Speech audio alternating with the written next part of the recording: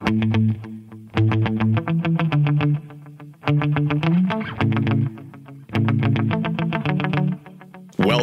to the Cashing In on Creativity podcast with artist, author, and creative business consultant, Bruce Outridge. Let's get started making money with your unique talent. On with the show.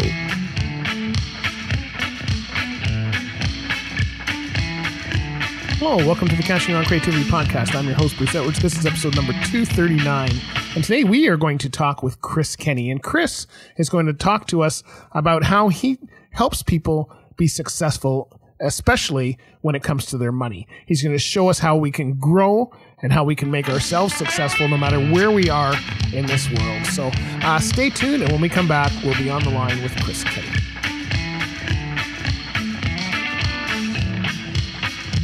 Hey folks, I got a book that I think you're going to love. It's called You're Not Done Yet. This is a book that I released in March 2020, and is a book that helps you figure out where you're going in life and figuring out some of the talents you got. Are you wondering what your purpose is for life? Are you wondering how to live your life to the fullest? Are you thinking that education is holding you back? Or maybe you just need to help focus your life with some of the values you've got. Why not merge your talent and your skills and make yourself an awesome life? I talk all about that in You're Not Done Yet. This is a book that is a real easy read. You can find it on Amazon, or you can go to yournotdoneyet.ca. Enjoy the book, and I hope that it helps you to focus your life.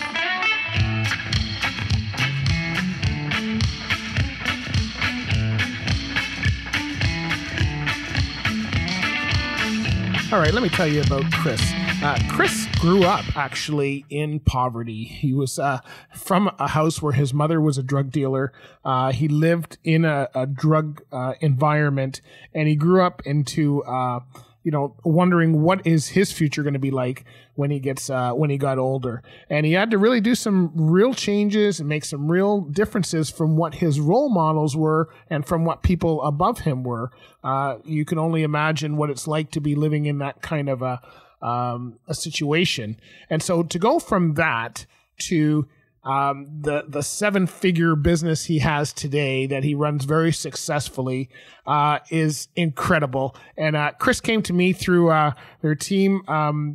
Suggested that they'd be a good fit for the podcast. Of course, as a creative entrepreneur myself, it's always a good fit for the podcast.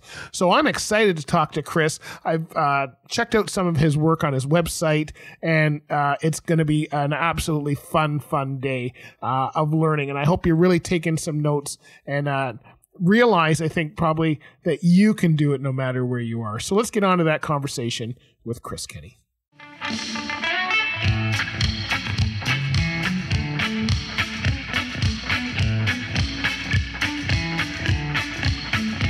All right, everybody, on the line, I've got Chris Kenney. How are we doing today, Chris?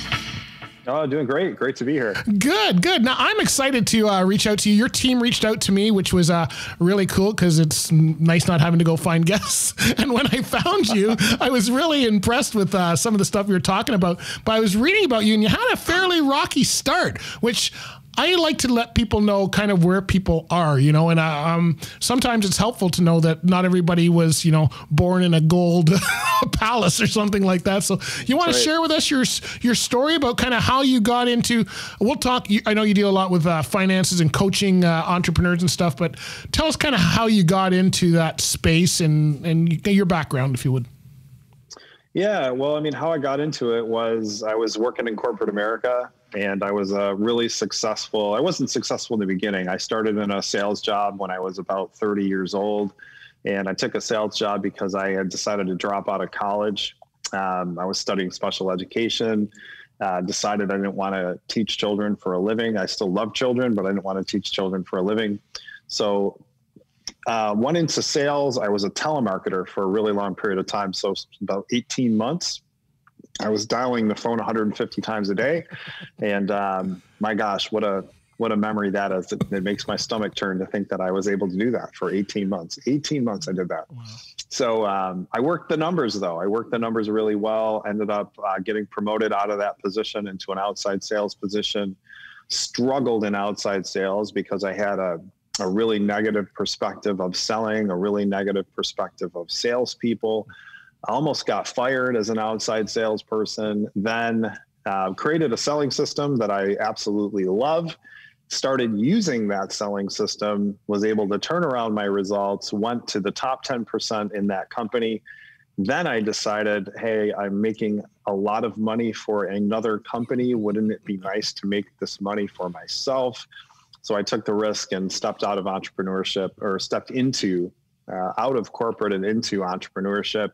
And that was back in 2008. Oh, wow. And it was at a time, I don't know if you remember, but we were in the middle of a recession. Yeah. So I had a lot of flack coming back at me, telling me I was out of my mind and so on and so forth. And but yeah, that was how I got into entrepreneurship. Right. And then in terms of having a rocky start, I mean, I grew up, you know, a lot of people wonder, where do you come from? I wasn't born at all with a silver spoon in my mouth. I grew up actually in a drug house. Yep. My mom was a drug dealer, and you know, it was rocky times. We were living paycheck to paycheck. My mom was, you know, there was a lot of really shady individuals in and out of my house. It wasn't happy times. My mom was also an addict, so that made it, you know, that added to the issues. And my first entrepreneurial experience was standing out in front of my house. There was a park. We lived right across the street from a park, and I used to stand out in front of out in the park, and I would juggle, believe it or not. I learned how to juggle when I was around 12, and I was juggling professionally in the street when I was 14. Buskin'. So I would stand out in front of my house, and I would put a baseball hat down, and the parents would come and they'd put money in my hat. And then what I would do is I would take that money and I would keep it stashed. And when my mom would go to the grocery store, I'd go to the grocery store with my mom, and we'd use money for groceries. Because if I gave my mom the money, just gave her the money, she'd use it. You know, she'd be buying and selling drugs with it and doing the wrong things with it. So that's really where I came from. And then, you know, that's a long way from where I am now, owner of a, you know, multi-7-figure coaching company. Well, good for you, because I'm sure you know the stats on that too. Those who start in that environment a lot of times don't get out of that environment. So that's great that you were able to make that move. And busking is where I think half of my audience is. We're all creative artists, and I know I'm a caricature artist. I do weddings and corporate events for my art business, but a lot of my friends who would listen to this show are the kind that you would see in Florida, working at a theme park or out in the streets. We have a couple busker festivals here in Canada that are great, you know, and they're fabulous. And you've got to be able to really know a crowd and work with a crowd and sell that crowd. And, you know, that's a lot of good training right there. So what was your first main business? Once you went past the busking, so the busking was your first business, and that's a great step. What was the first one that really, did you go right into coaching from there, or was there something in between there? Yeah, well, I mean, that was, you know, I started juggling when I was 12 and, you know, 14, and I did that till I was around 17 or 18.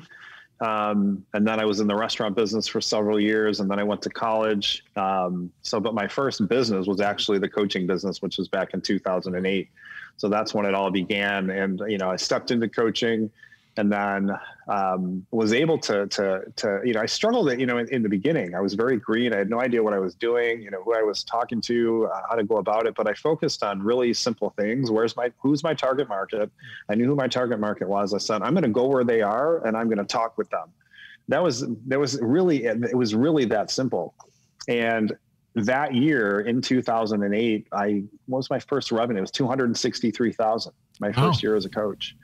And then what I started doing is I boxed that up and said, well, I'm going to teach other coaches and consultants how to do this. Right. So I first worked in the Mary Kay market. Okay. So believe it or not, I was a guy who was out, and I was working with top directors in Mary Kay Cosmetics, and I was teaching their team. And I had a workshop, Bruce. It was called Boost Your Business by Overcoming Sales Call Reluctance. Right. So I was doing a training on how to overcome fear of sales calls. So the reason I'm sharing that is the reason that worked is because it was a very specific thing within a very specific target. Okay. So I knew where my target market was. I knew how to interact with them. I knew what language they spoke, how they articulated their problems, how they articulated their challenges. It was very, very specific. And I went in there, and I was able to kind of take the authority as the person that helps your team overcome fear of sales calls. So I became well known within that small circle of Mary Kay people. And then, started traveling the country, selling that workshop. And then I started selling one-to-one coaching. And then I got out of that market because the commission structure that they were working within wasn't allowing me to charge the fees that I wanted to charge because they wouldn't be able to recoup their investment. So that's when I went into the entrepreneur market. And I picked coaches and consultants. I said, mainly because, my gosh, I've built a very successful coaching and consulting company. Why don't I just teach people how to do that? And that's what I've been doing ever since. Oh, that's cool. You know what? It's very, very interesting story you have. I think we can go on for hours. One of the things I was really interested in is that, and I was watching your, I think they're Monday Money videos. Is that what, have I got that right? They're called Money Monday. Money Mondays. I got it the other way. So I was, what I found watching a few of those, I haven't watched all of them. I watched a few of them, and you don't talk the way that other coaches talk. So, and I don't mean that personally. I mean, the way other coaches talk is, okay, if you want to make 7 figures, you need to get all of these funnels. And you're actually the opposite from what I got, that, you don't need to do all those funnels. You kind of need to work on your specialty, as you were just talking, whatever your niche is. Do you find that's possible for service-based business? A lot of the people that are listening to this are artists or musicians, somebody who's offering a service, they're playing and then being paid. They're probably at that pay by the hour. And we all struggle to get over that 6-figure mark. And it's very hard to do. You can do it with a service. We've done it. We've gotten over the 6-figure mark. But to get the next level after that, what do you do? Is any tips for those that are artists, or maybe they're under the 6 figures and trying to hit that? I know that was my benchmark for the longest time, was the 6 figures. Yeah, I mean, it's, for me, I think I've always thought outside of the box. So when you look inside of your industry, you've got to look at the industry, and you've got to look at what everybody else is doing, and then you've got to do something vastly different. Yep. And that's because most people are in struggle. Yeah. And that's, you see what I mean? It's like, so I don't necessarily know what that is, but I know it's being willing to look at what the norm is, and being able to, come up, having a business is basically, you find a problem that people have, you create a solution for it, and you start to sell that solution to other people. That's what it is. And in order for me to go quickly in the industry, and I would say this is true across the board, whatever industry you're in, I had to be willing to go way outside of the box. Most coaches and consultants are selling funnels. I basically say, well, create a high ticket program, know who your target market is, go and have a conversation with them. It's that simple. That's the model that we're teaching. And that's what people are coming in for. So, if you're in that spot and you're trying to get over 6 figures and you're trying to break that ceiling, you've got to, again, look what people are doing. And you've got to come up with some sort of something where you can create a solution to some sort of problem that people have. Yep. And if you're able to do that, my gosh, the sky is absolutely the limit. You know what I mean? It's go outside of the box. That's the answer to the question. Well, that's why I created. I'm glad that you said that, because that's why I created this podcast. And there's a lot of people who don't catch that. Maybe it's my marketing, but the reason that I have musicians, I have a real love of music. The reason that I have musicians, authors, and artists is I like to look outside of my industry. So my other podcast is on the trucking industry. I drove for 25 years. I've been very involved with that, been in the industry for 40 years. A lot of the stuff I do is not what the trucking industry does, because they follow each other in the industry and they go, oh, that person's doing this kind of event, or that person's doing this. And they end up following what that person's doing. It looks like they're just copying, and people are going to the event and go, wow, this is just the same as the last one. Whereas I've looked at, okay, I'm launching a book, let's say. How do musicians launch a record album? What are they doing? And we did that in the trucking industry. Last year, we went on tour. The way a musician, we went on tour. We went out to all our sponsors. We did some giveaways, all that kind of stuff. So it's doing things like that which really make you different. I'm glad that you said that. It brings me to the next question. You just mentioned it. Is it possible to have a big ticket item?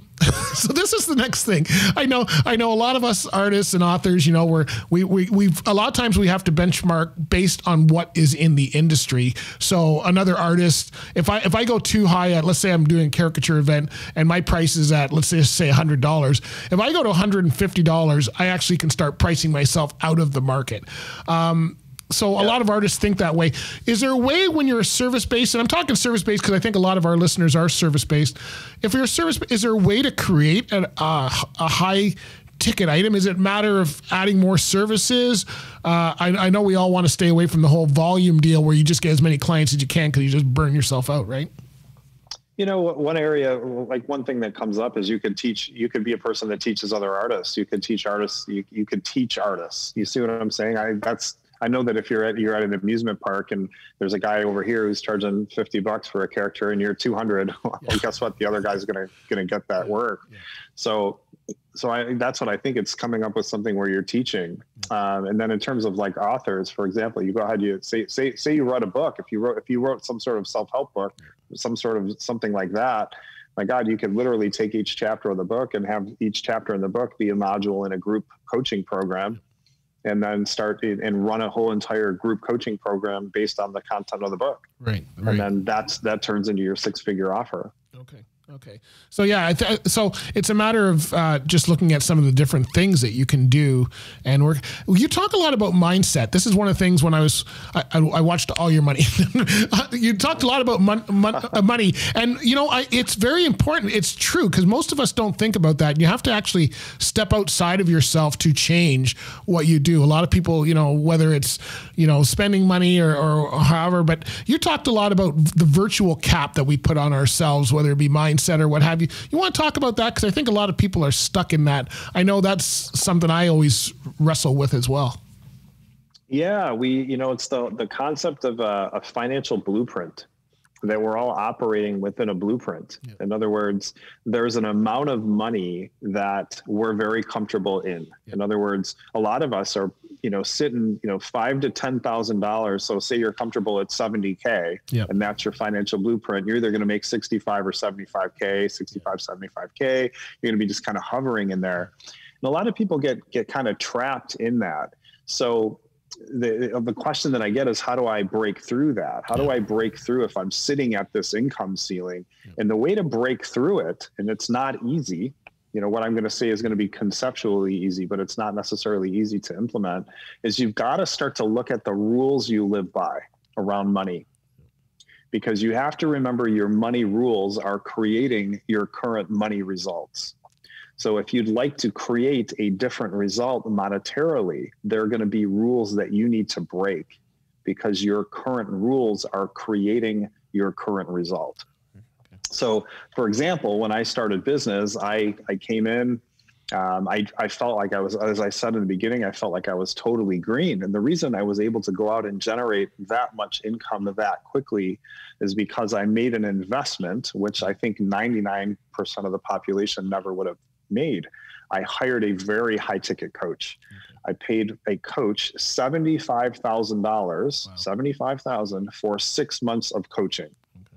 And I wasn't making any money at the time. I was just and so it was a massive leap of faith. It was a massive step forward into the unknown. It was something most people would have never done, but it was that investment, yeah, that catapulted the company. But in order to create more money, I had to be willing to break my money rules, yeah, because the money rule was, oh my gosh, I can't possibly invest 75K. I don't have 75K. What I had was the down payment. Right. That was it. Yeah.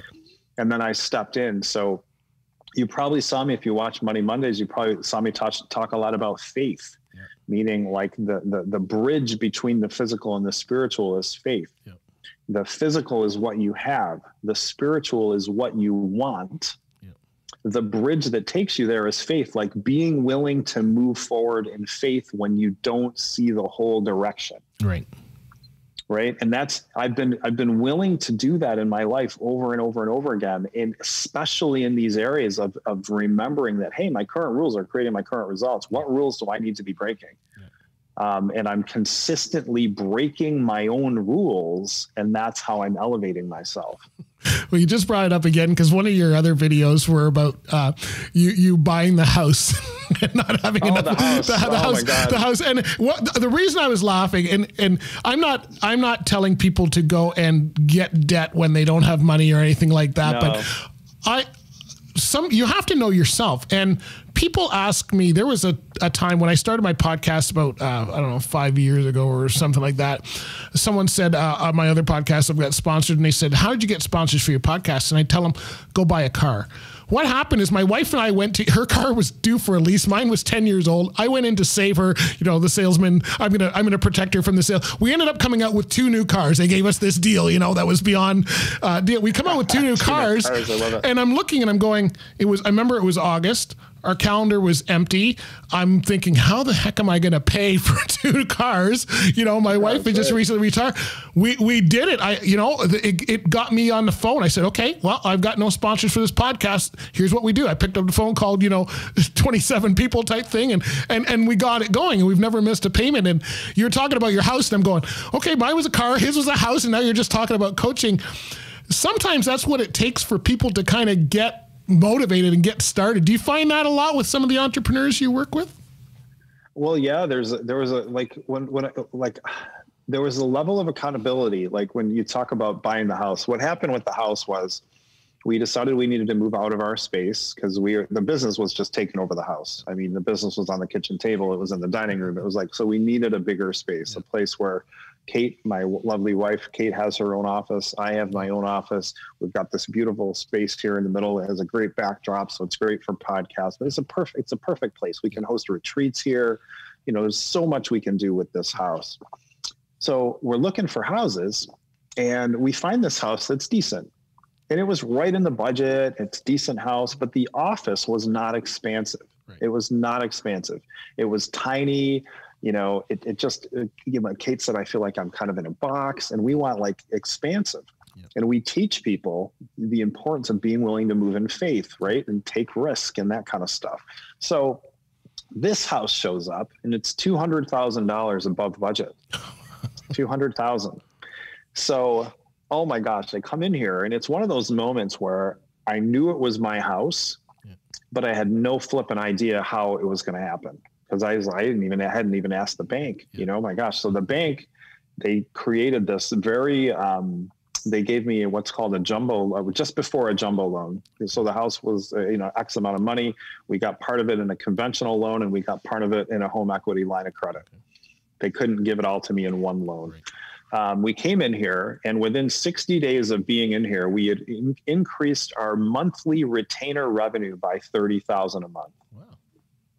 And I think there's just something that happens. And again, I think you're right. You have to know yourself. I know myself. I know that when I put myself in that situation and I move from, I want the money to, oh my God, I absolutely have to have it. Yeah. It's a need. Yeah. It's a have to. Yeah. It's not a want to anymore. Yeah. It's a have to. That changes my mentality. That changes how I show up. It changes how I'm being. And it's that change in way of being that then can create the more money in. Yep. And this year, we're doing it during COVID. We moved here in July, of 2020. Right. So, we did this during COVID. We had our best year in business during the pandemic. Wow. But it was the urgency that was immediately created from the investment. But I totally agree with you. We're not saying go create 150K in debt and see what happens. But I knew myself. Yep. I was willing to take the risk. I was willing to move in faith and step fully in and trust that the way would be revealed as I was in the journey. Yeah. As soon as I got approved, I knew the way is going to show up. Yeah. And that's the thing, Bruce. It's like, people, in business, when you think about mindset, I think the reason that people get screwed up or they get tied up is they want to know the way before they take the action. Yeah. They want to know the way to the 6 figures before they take the risk, or they want to have it all perfectly detailed out. And that's just not how it happens. Yeah. Yeah. The way gets revealed in the action and through the action. It doesn't get revealed before the action. Wow. So I had to buy the house. Yeah. And then trust that the way would reveal itself. And it did. Yeah, I know. I'm the same way. My mantra is just get started. All of this stuff that we've done, we've been in business for 14 years, and all of this stuff, I didn't know. I couldn't have told you I was doing this today. This was not part of it was just, we started in one area and we took opportunities to go. But yeah, I remember sitting in that guy's, when the guy was trying to approve us for the car, and I'm going, he's not going to approve us. Like, there's no way I'm going to get it. The entrepreneur, when they go by the records, you're actually not making any money according to so I go, we're not going to get it. And then he said, and the first one came back, he said, oh, that bank won't approve you. I'm going, oh, good. Like, I was actually hoping I couldn't get approved. Like, this is what I've already signed it. And then, a click of the button, he goes, oh, this one approved you. I'm going, oh man, that's not what I wanted to hear. Oh no, wait a second. Yeah. I wasn't actually going to buy the car. And you talk about mindset, and I'm wondering if part of my problem, this is putting myself out there, that a lot of times I don't want to make too much money because I might get too comfortable. I work very well on the edge. I don't really like it. I'm not saying I love being stressed, but that kind of keeps me going. And I'm wondering if I was to be a billionaire, I would probably be bored. Like, I think I would still do all of this stuff, right? So I wonder, that mindset thing you talked about, and that's the next question I wanted to ask you, was you talk a lot about value over hour, and I know a lot of my audience is stuck on this. So if you could please just touch on that a little bit, of how to change that. I've been working on that for 14 years, I will say, and I don't think I'm there yet. I'm still working on it. I consider myself a work in progress forever. But if you could touch on that, I know a lot of our audience is probably in that same area. Well, I think it's remembering that, employees get paid by the hour, and we're not employees anymore. Right. We're entrepreneurs.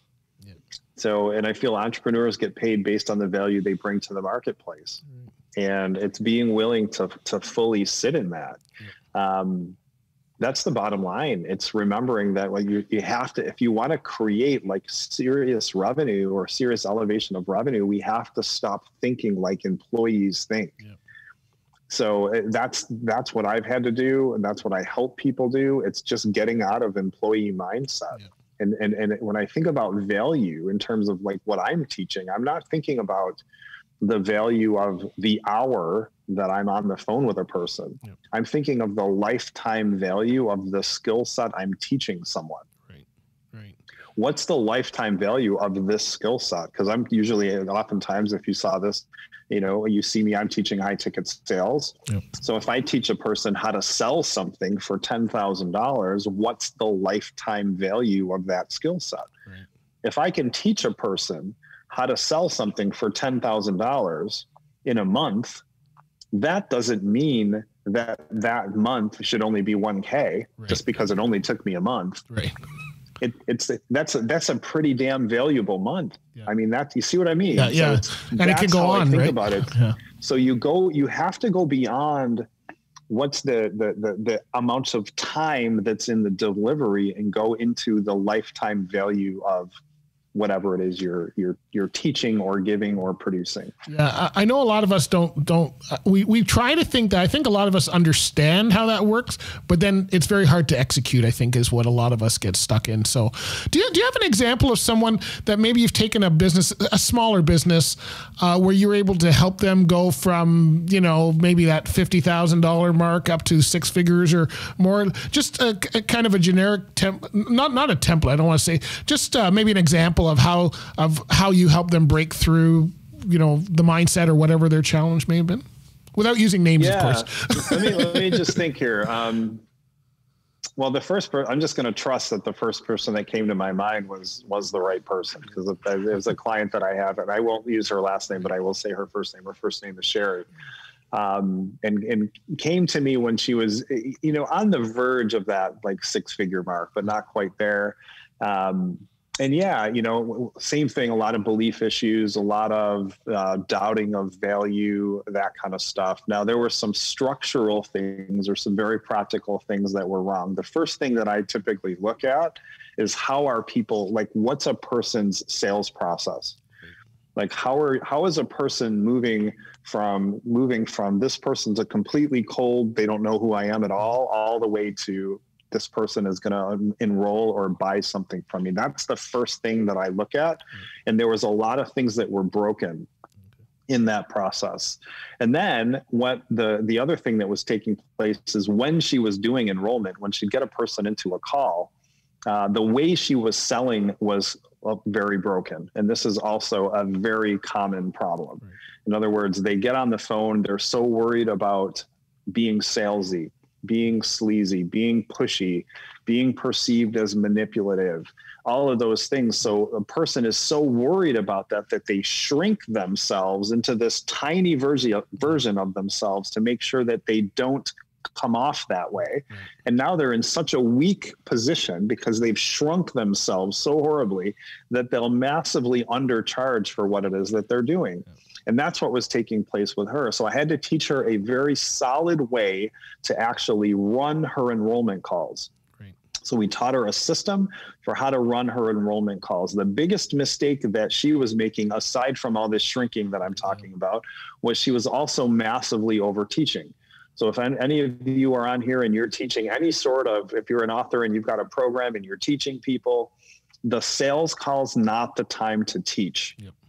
It's not the time to teach. It's the thing that will break all of the tension for the purchase. Yep. You know, give a person one aha moment. One, that's all. You don't teach for the whole entire time. Well, welcome to here's your next student. Yeah, they feel like they're fixed. They feel like the problem's completely solved. Yeah. There's no tension to actually cause a person to say, I'm in, and here's my credit card, and I'm coming in. So we had to get her to stop teaching on the calls. Then we had to reposition how she was pricing all of her programs. Right. So we redid all of her pricing in her programs. We moved from like a standard day rate to a per person rate because she was selling a leadership consulting. Right. Okay. Right. So she had leaders coming through these programs. She was saying, oh, my day rate's $3,500. So if it takes me one day, I'll go and teach for $3,500. Well, we started charging per person. Yeah.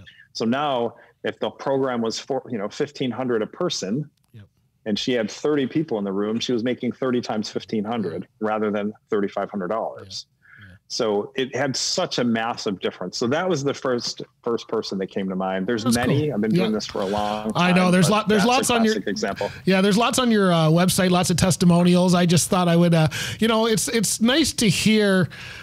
We all think, especially with coaches, and this is no disrespect. I know a lot of coaches. No disrespect to the coaching community. Bruce doesn't like coaches. Everybody knows that. No, everybody knows I love these guys. Trust me. I'm part of a CAPS, which is the Canadian Association of Professional Speakers up here in Canada, and a lot of my friends are coaches and do these things, and they're all great people, and they really know their stuff. So I'm not taking it, but a lot of us almost don't trust them, sometimes when especially if you're reading a website and you go, yeah. So that's why I wanted to kind of let you give us an example, because it's nice to hear there's somebody that was like us, probably making the same mistakes that we are, and that, you actually were able to show them what to do. So that was, and it's also really good. And the reason that I know the mistakes is because I've made them all. I mean, that's the other thing to remember. It's like, this was a learning process for me. I came out of corporate America, and selling something in corporate America that's somebody else is a completely different animal than coming in and starting to sell something that's yours. Right. And it's your creation and it's yourself. It's a lot more emotional. It's a lot more vulnerable. I had to have my share of breakdowns in order to get to where I am and learn what I've learned, but I've overtaught. I've talked too much on conversations. I've undercharged. I've done all of those things. And then and because I've been able to break through those things, now I'm able to teach others. But I want everybody to understand the reason I know them and know the problems and I recognize them is because I did them. I made the same mistakes. Well, and a lot of it is nature. My wife tells me the same thing. She says, Bruce, you just throw up. Someone says, so how do you build your art business? There's no reason for them to come back. So I struggle with that, but my nature is to help people. I really enjoy helping people. So I struggle with that. I always have, probably always will. I just want to put a spin on that too, Bruce. The thing that I had to realize on this, and hopefully it helps you, is it's the realization that if you overteach in that moment, the person will rarely, if ever, sign up for any ongoing help. And it's remembering that the ongoing help is where the magic happens. Right. So I had to switch from I'm helping this person by massively teaching right now. Yep. And then I had to come to the reality that me teaching right now is actually hurting this person. Okay. Because if the person now says no, and they don't enroll and they don't get the long-term help that they need, I have now performed a disservice to this person. That's a great point, because I think a lot of us think that if we give them some nuggets up front, we're showing them that we can handle their project or help them however that is that they need the help. But if we do too much, we're actually, like you say, they're not coming back or what have you, right? They're just not going to come back. Yeah. And that's part of the work. It's navigating the balance, because I think we're all so worried. We've all been on the webinars where you sit on the webinar for 60 minutes and you get absolutely nothing out of it. And then at the end, somebody's asking you to buy the product, service, or program when they haven't had any value along the way. And you just feel like you've horribly been duped and wasted your time. Yeah. So I think we've all had that experience so much that we then become worried and we're jaded. And then we go, oh my gosh, massively over deliver. We go so far to the other side that we hurt people by over teaching. Wow. But there is a balance, and that's what we have to learn. I guess I need to learn that. So how do I sign up for your course? Okay, so let's talk about that, because it's true, and I do it, and we've been successful. I'm not the kind where I don't do the calling for work. Like I get work because of the content I put out and people know me, and that keeps things coming in. So I've never worried about trying to sell someone, or, I just give value, and people work with me because they know us and they trust what I say. So, which is important, but I think it sounds really good, the stuff that you're talking about. Where do people go to learn more about what your course is? Or, I'm famous for free. I'll watch all of your videos first, because I'm the kind I do my own investigation a lot of times. Yeah, well, totally cool. And the best place to learn more and get more is right inside of my private Facebook group.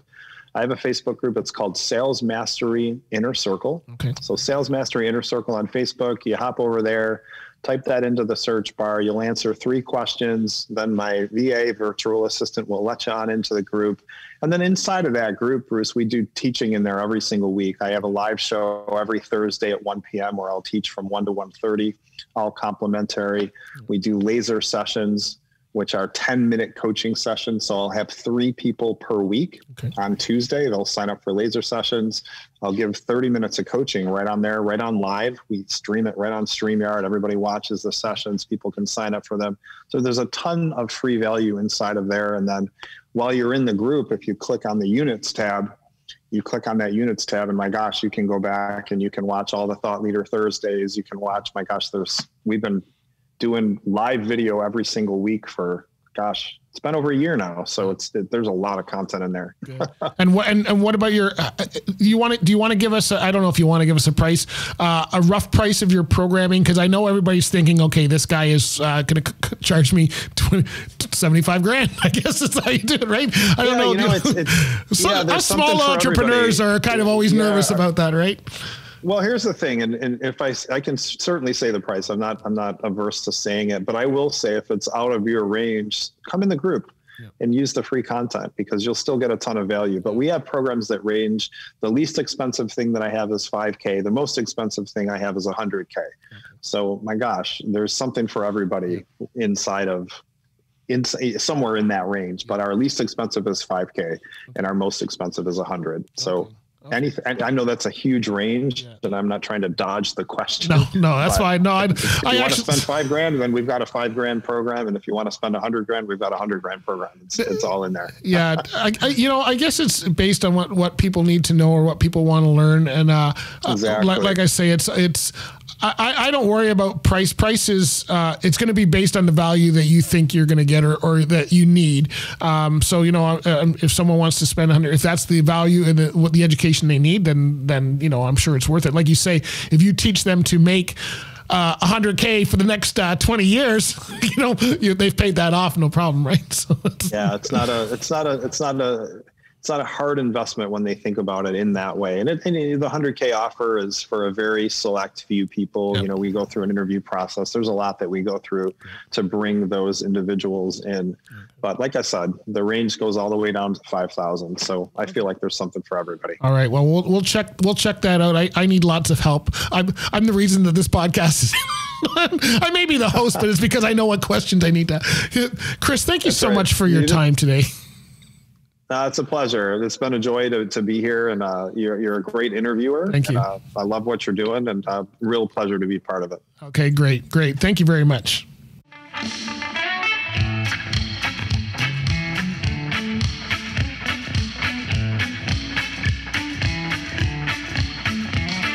Hey folks, are you ready to get started as an artist? Are you looking for a book to help you?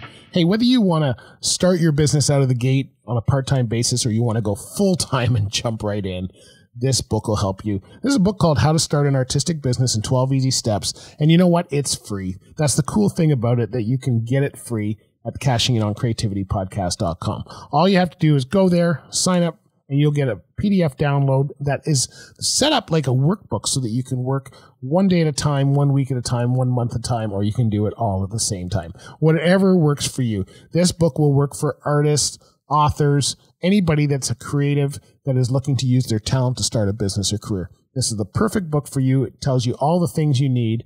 And I wrote it many years ago, but it still works today. So where can you get it? Go to cashinginoncreativitypodcast.com. Enjoy.